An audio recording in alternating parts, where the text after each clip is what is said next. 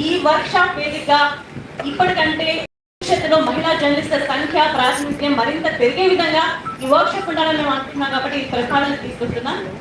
Finally మమ్మల్ని అందరినీ ఉద్దేశించి మాట్లాడాల్సిందిగా. జై తెలంగాణ. అందరికీ నమస్కారం. గౌరవనీయులు పెద్దలు మీడియా అకాడమీ చైర్పర్సన్ గారు అల్లం నారాయణ గారు, అదేవిధంగా టీయూడబ్ల్యూజే జనరల్ సెక్రటరీ గారు గౌరవనీయులు మారుతి సాగర్ గారు, ఎలక్ట్రానిక్ మీడియా జనరల్ సెక్రటరీ గారు రమణ గారు, టీయూడబ్ల్యూజే హైదరాబాద్ ప్రెసిడెంట్ యోగి గారు, అదేవిధంగా TUWJ Hyderabad general secretary Naveen గారు, వేదిక మీద మన ఉన్నటువంటి స్వేచ్ఛ గారు, కవిత గారు, సుమబాల గారు, మన కార్పొరేటర్ గారు సంగీత యాదవ్ గారు, ఒక్కరి నిమిషం.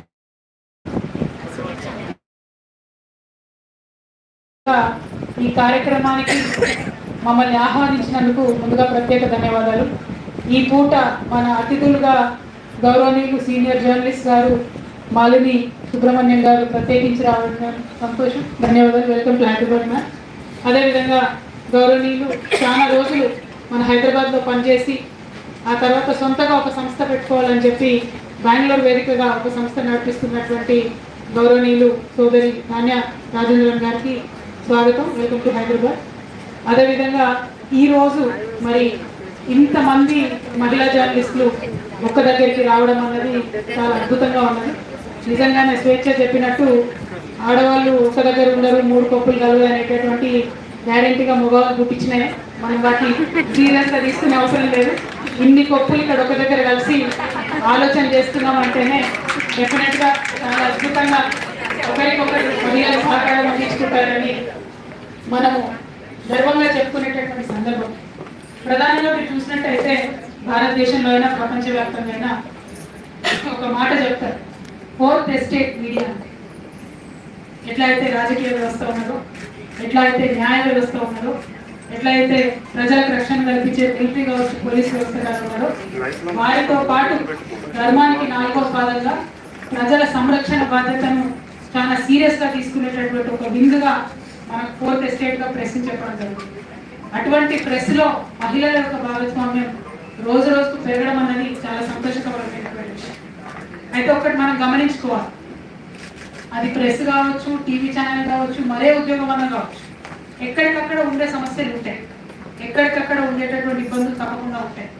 రాజకీయంగా ఉన్నటువంటి నాకు ఇబ్బందులు ఉంటాయి, టీవీ ఛానల్లో పనిచేసే మీకు కూడా ఇబ్బందులు ఉంటాయి. అందులో మరీ ముఖ్యంగా మహిళలు అంటే ఒక 50% ఎక్కువ ఇబ్బందులు ఉంటాయి.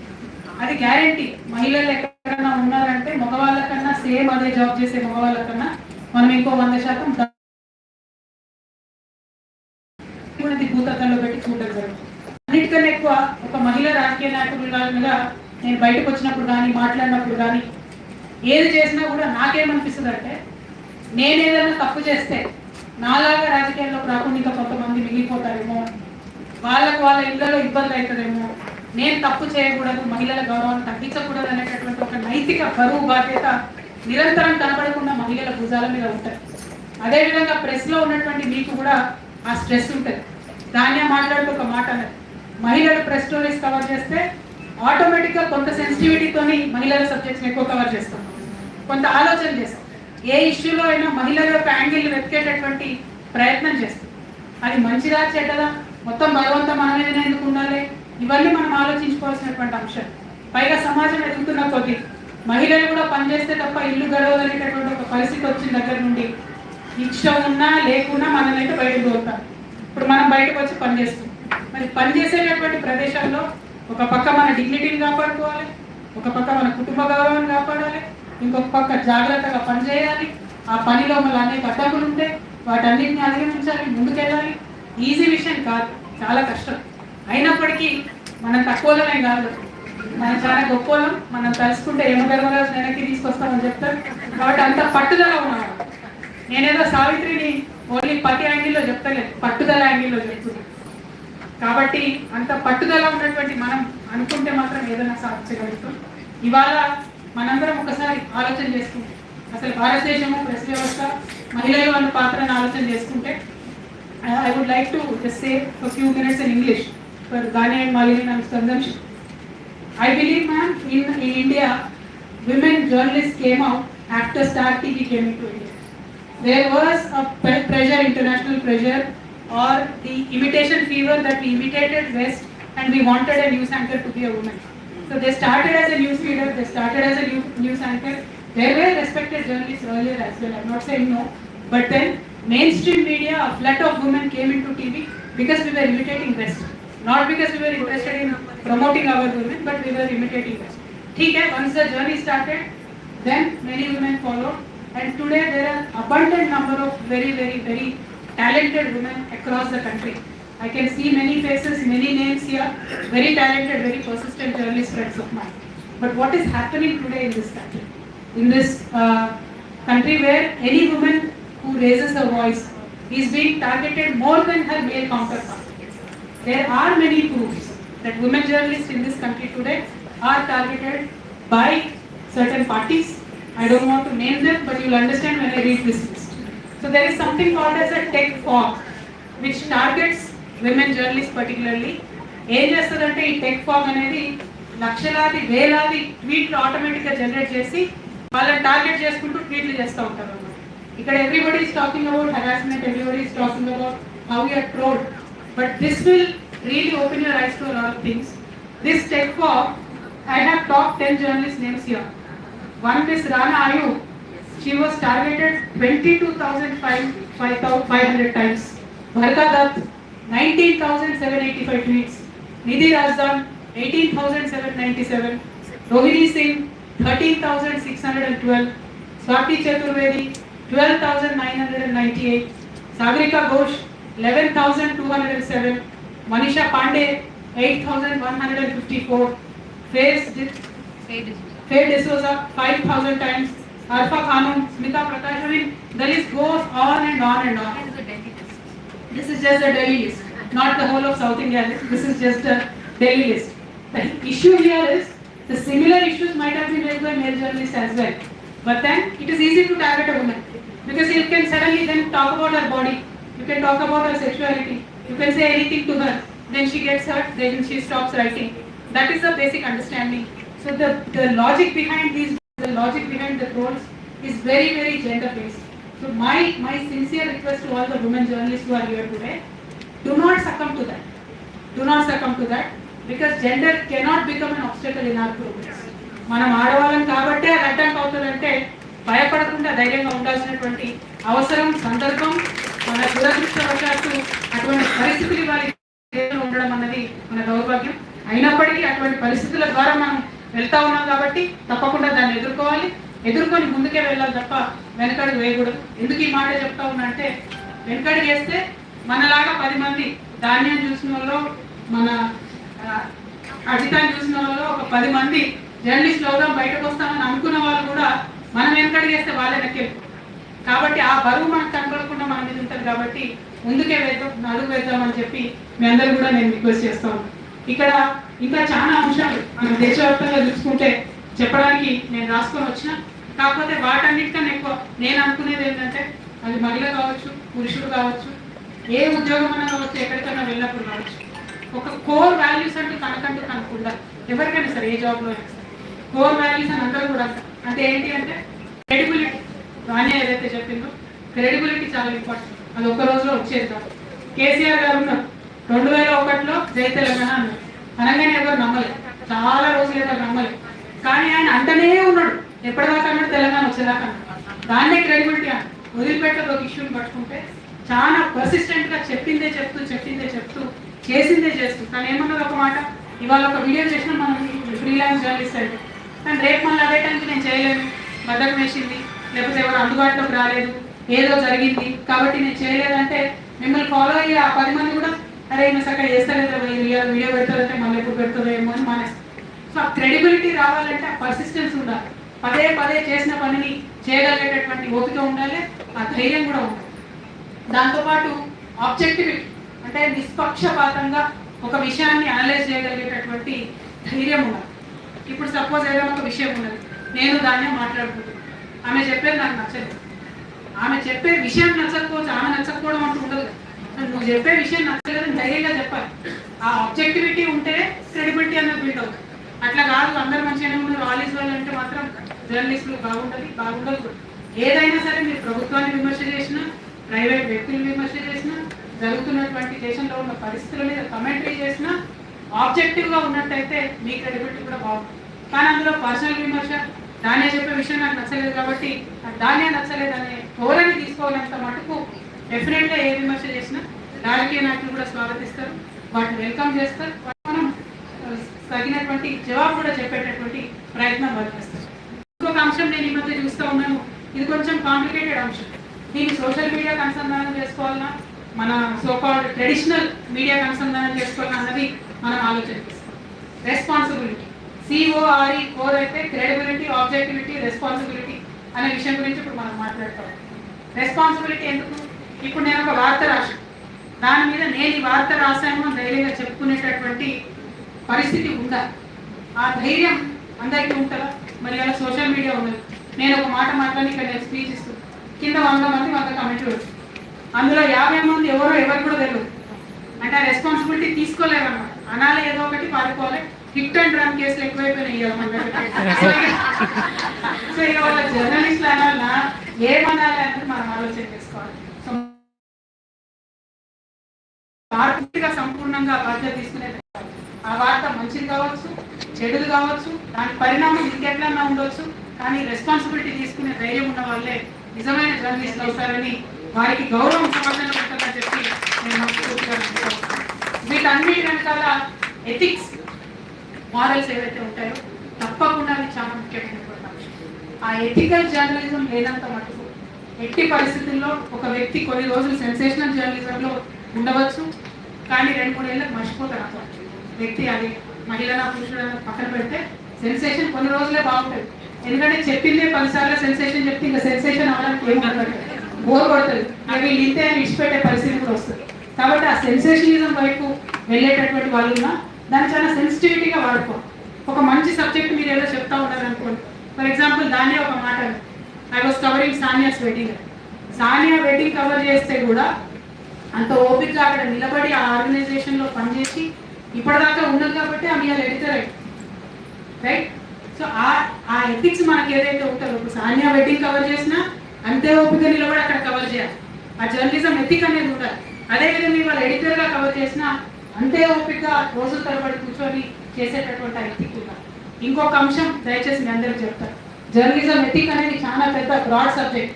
కానీ నాకు నచ్చని విషయం జర్నలిస్టులలో ఏంటంటే, ఏదైనా ఒక స్టోరీ ఉందనుకోండి, సపోజ్ ఏదో ఒకటి కవిత దుబాయ్ పోయింది, ఒక స్టోరీ ఉంది, ఏదో ఒకటి రాస్తారు దానికి, నేనేమంటారు నేను దుబాయ్ పోయినా మంచిగా ఉన్నది, నువ్వు ఏదో రాసిన అది కూడా బాగానే ఉన్నది, నాకు ప్రాబ్లం లేదు, I nothing but you're noticing I want to do.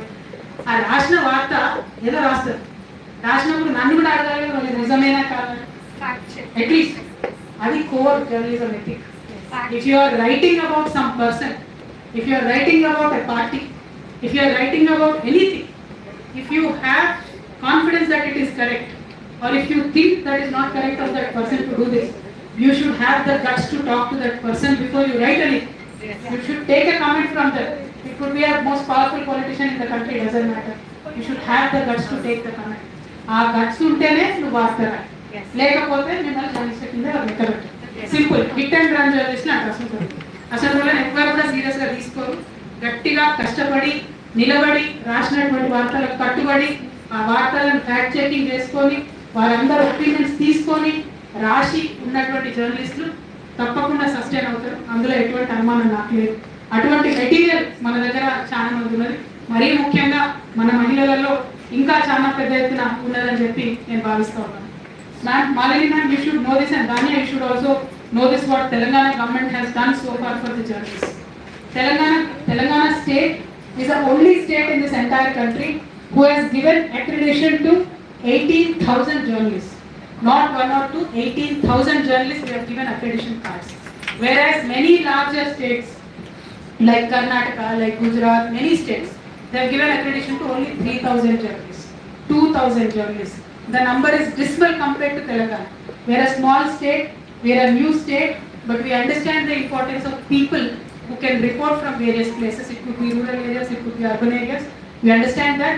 That is why we have given accreditation to 18,000 people. Apart from that, there is a media bhavan run by Media Academy of Telangana. We have government of Telangana has given 15 crore rupees to have a building which no other state ever has done for any media building anywhere in this country. Other than that, our Honorable Chief Minister believes that the job of a journalist is tough. He has to be on the roads from morning to evening. She has to be on the roads from morning to evening. So it is important for them to have a welfare fund. In fact, I believe Honorable Chairman Media Academy had asked for some fund for the welfare fund. So some number, I think he had some smaller number, but Honorable Chief Minister said we should put 100 crores for the welfare fund of the journalists, and 100 crores of welfare fund is already commissioned, ma'am. Out of which, how do we utilize that is when a journalist passes away, it could be accidental death, it could be any kind of death, natural death, 1 lakh rupees is given to the family, and then 3,000 rupees is given as a pension to the family for 5 years. And if they have children under the 10th class who are studying, we do not want their studies to get disturbed. 1,000 rupees for their fees is also given per child until the children pass out 10th class. And apart from that, if there is an accident to the journalist, 50,000 rupees is given from the government of Telangana. And of course, during a pandemic like Corona, journalists who passed away, around 64 journalists had passed away, 2 lakh rupees were given to their families, and monthly help was rendered to these families, to most of the journalist families, because most of the media organizations were not in a position to pay salaries during the pandemic. That was also given. I mean, we take the welfare of our journalists very seriously. Our government has committed to it. Out of this 100 crores, 42 crores has already been spent, and rest will be given to them whenever they need it, however they need it. Apart from this, మీకు ఒక example చెప్పాలి. గౌరవ ముఖ్యమంత్రి గారికి ఒక పత్రికా విలేకరి, వారి భర్త మహిళా విలేకరి, వారి భర్త రాసిన ఉత్తరం సారాంశం చెప్తా ఉన్నాను. వరంగల్ జిల్లాకు సంబంధించినటువంటి మన ఆడబిడ్డ ఒక జర్నలిస్ట్, ఆవిడకు జబ్బు చేసి హాస్పిటల్లో ఉంటే 11 ఆపరేషన్లు అయినాయి ఆమెకి. యశోద హాస్పిటల్లో 11 ఆపరేషన్లు అయితే 75 లక్షల రూపాయలు మన తెలంగాణ ప్రభుత్వం ఇచ్చింది. ఒకటి కాదు, రెండు కాదు, నో లిమిట్. 75 లక్షల రూపాయలు ఆ మహిళా జర్నలిస్ట్కి ఇచ్చి ఆవిడ ప్రాణాలు కాపాడుకోవడం జరిగింది. I'm only saying that a 75 lakh rupees grant was given to a female journalist who had fallen sick, ma'am. She had to undergo 11 surgeries. Government of Telangana stood by her, and we gave her 75 lakhs as a grant to the family. Thankfully, she's alive, she's happy, we are also very happy. So this is how committed and how serious we are towards our journalist friends. And moreover, when we talk about the women journalists, our Honorable Chief Minister is much more happy, much more committed to you. So you asked for a media center. My request is, today media center I think we gave to the male journalists. In fact, we gave it to the journalists. We did not distinguish between men and women. And I also నేను request చేస్తా sir, మీరు ఏమనుకోవద్దు. నేను ఏ organisation పోయినా ఒకటే మాట చెప్తాను, మీ main బాడీలో ఉమెన్కి స్థానం ఇవ్వండి సార్ అని చెప్తాను. మెయిన్ బాడీలో 2-3 మా ఉమెన్ ఉంటే ఆటోమేటిక్గా మీరు మీడియా సెంటర్ చేసుకున్నప్పుడు మాకు కూడా ఒక రూమ్ వస్తుంది. మెయిన్ బాడీలో ఉమెన్, ఎందుకంటే మహిళా వీళ్ళు ఎట్లా మనం ఉండేది ఉంటుంది, కానీ మెయిన్ బాడీలో ఉమెన్ వచ్చినప్పుడే తప్పకుండా జర్నలిస్టులకు ఉండే సమస్యలు కూడా మహిళా జర్నలిస్టులకు ఉండే సమస్యలు తెలుసుకునే అవకాశం ఉంటుందని చెప్పి నా ఉద్దేశం. అదేవిధంగా ఇప్పుడు ఏదైతే మీడియా సెంటర్ ఇవ్వడం జరిగిందో అది సెక్రటేరియట్ కొత్తగా కడుతున్నటువంటి సందర్భంలో దాన్ని కూడా మళ్ళీ డిస్మాంటిల్ చేయడం జరుగుతుంది. కాబట్టి ఎప్పుడైతే కొత్త సెక్రటేరియట్ నిర్మాణం జరుగుతుందో అందులో తప్పకుండా మా ఆడపిల్లలకు ఒక రూమ్ కావాలని చెప్పి గౌరవ ముఖ్యమంత్రి గారిని నేను రిక్వెస్ట్ చేసి తప్పకుండా మీకు ఇప్పించే ప్రయత్నం 100% చేస్తానని చెప్పి ఈ సందర్భంగా నేను తెలియజేస్తా ఉన్నాను. అదర్వైజ్ మీరు అడిగిన ఇంకా చాలా ఫెసిలిటీస్ ఏమున్నాయి, ఒకటి కమిటీస్ వేయాలి ఆర్గనైజేషన్స్లో, అది సెక్షువల్ హెరాస్మెంట్ కమిటీస్ వేయాలి అని అంటున్నారు. అది గవర్నమెంట్ వేసేది కాదు, గవర్నమెంట్ ఎప్పుడో పాలసీ చేసేసింది. మీ మీడియా ఆర్గనైజేషన్స్ అనేవి దగ్గర నుండి చేయాలి. చాలా ఐటీ కంపెనీస్లో కూడా కమిటీస్ వేయకపోతే ఐఏఎస్ ఆఫీసర్స్ అందరూ కూడా వెంటబడి ఐటీ కంపెనీస్లో కూడా మహిళలు ఎక్కువ ఉన్నారు కాబట్టి వేయించడం జరిగింది. కాబట్టి ఒక్కసారి నేను మా ఏఎన్టీఆర్ సెక్రటరీ గారు ఉంటారు అరవింద్ కుమార్ గారు, వారికి చెప్పి అన్ని మీడియా ఆర్గనైజేషన్స్కి మీరు దయచేసి ఉత్తరాలు రాయండి, ఈ హెరాస్మెంట్ కమిటీస్ వేయండి అని చెప్పి నేను చెప్పడం జరిగితే అది నేను పాలసీగా సూచన చేయగలుగుతాం, కానీ చేయాల్సింది మాత్రం మీడియా సంస్థలే కాబట్టి వారికి తప్పకుండా రిక్వెస్ట్ చేయడం జరుగుతుంది. ఇక మహిళలకు సంబంధించిన ఫెసిలిటీస్ ఏవైతే ఉంటాయో, చైల్డ్ కేర్ ఫెసిలిటీస్ కావచ్చు, ఈ పీరియడ్స్ వచ్చినప్పుడు అన్కంఫర్టబుల్గా ఉన్న సందర్భాలలో లీవ్ అడగడం కావచ్చు, ఇవన్నీ కూడా మీడియా సంస్థలే చేయాలి.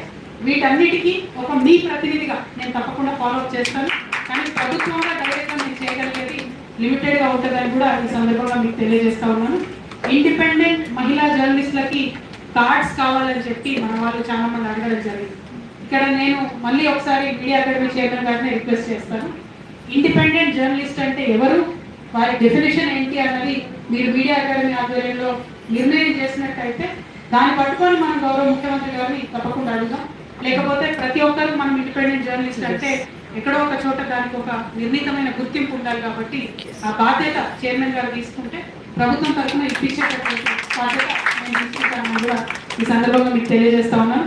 అదేవిధంగా గౌరవనీయులు మన వాణి మేడం మాట్లాడుతూ మన ప్రధానమంత్రి గారు పివి నరసింహారావు గారు ఉన్నప్పుడు ఏ విధంగా ఒక చిన్న పత్రిక తను ప్రారంభించినా కూడా అన్ని పాత్రలు తనే పోషిస్తూ ఆ పత్రికను ఆర్గనైజేషన్ ఎట్లా ముందుకు నడుపుతున్నారో ఇక్కడ ఉన్నటువంటి మా ఆడబిడ్డలందరూ కూడా మీరు స్టార్ట్ చేసినటువంటి ఆర్గనైజేషన్స్ ఉండొచ్చు, మీరు పనిచేస్తున్నటువంటి ఛానల్స్ ఉండొచ్చు, వాటిలో కూడా కొన్ని రోజుల కోసం సక్సెస్ అయ్యేంత వరకు అన్ని పాత్రలు మనమే పోషించాల్సి వచ్చినా కూడా ధైర్యంగా ముందుండి ఆ పాత్ర పోషించవలసిందిగా ఆ పాత్ర పోషణలో మీడియా అకాడమీ మీతో ఉంటారు. ఎందుకంటే ఈ దేశంలో ఇన్ని రాష్ట్రాలు ఉన్నా, ఎన్ని చోట్ల మీడియా అకాడమీలు ఉన్నా ఎక్కడ కూడా మహిళలు పిలిచేది ఇక్కడ శిక్షణ తరగతి పెట్టిన దాఖలా నాకు లేదు. ఆ క్రెడిట్ సంపూర్ణంగా అల్లరి నారాయణ గారికి వెళ్తుందని చెప్పి ఈ సందర్భంగా నేను మాత్రం తెలియజేస్తా ఉన్నాను.